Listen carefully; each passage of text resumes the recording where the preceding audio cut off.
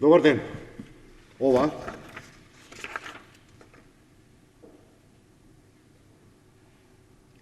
е известувањето за одлука на Судскиот совет на Република Македонија. Со оваа одлука вкупно 7 судии од судовите во Македонија се делегирани во одделот за прекршоци во Основниот суд Скопје 1. Тројца од Тетово, тројца од Куманово и Александра Попстефанија од Неготино. До денеска 6 од овие судии се уште судат во одделот за прекршоци. Единствено Попстефанија пред 2 месеци, непосредно пред криминалната аболиција на Иванов, незаконски е назначена во одделот за организиран криминал од страна на председателот на судот Владимир Панчевски. Ова назначување на Попстефанија за судија во организиран криминал е спротивно на Законот за судовите, одлуката на Судскиот совет и правилникот за работа на судот. Исто така, незаконска е и одлуката која што ја донела Попстефанија да се прогласи СЈО за ненадлежно околу случајот за уништување на опремата за прислушкување. Подсетуваме, во овој предмет осомничени се меѓу другите и Гордана Јанкуловска и Горан Грујовски.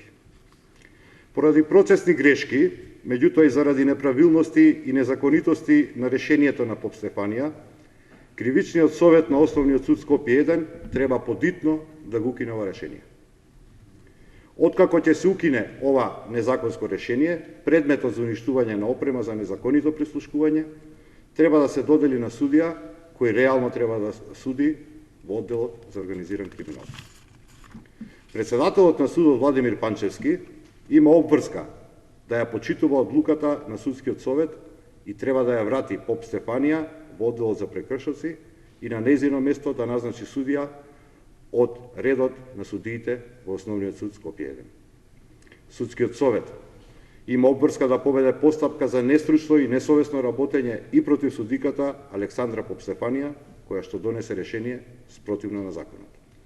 Исто така, Судскиот совет има обврска да поведе постапка за нестручно и несовесно работење и против председателот на Основниот суд Скопје 1, Владимир Панчевски, заради флагрантно кршење на прописите. Овие незаконски одлуки се очигледен обид да се одбрани криминалната власт од правдата и законите. Ништо друго.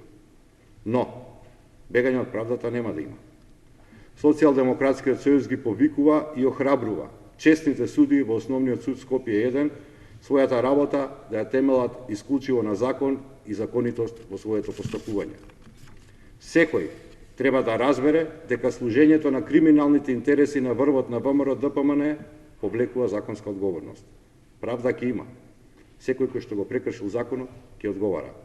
Нема спас за Никола Груевски и неговото криминално друштво. Благодарам, повелете прашање. Дали ќе продолжите ово неговото преговори за политичките партии? Во истиот момент кога ВМРО ДПМН ќе изрази спремност за реално прочистување на избирачкиот список и регулирање на состојбата во медиумите во Македонија, преговорите ќе може да продолжат.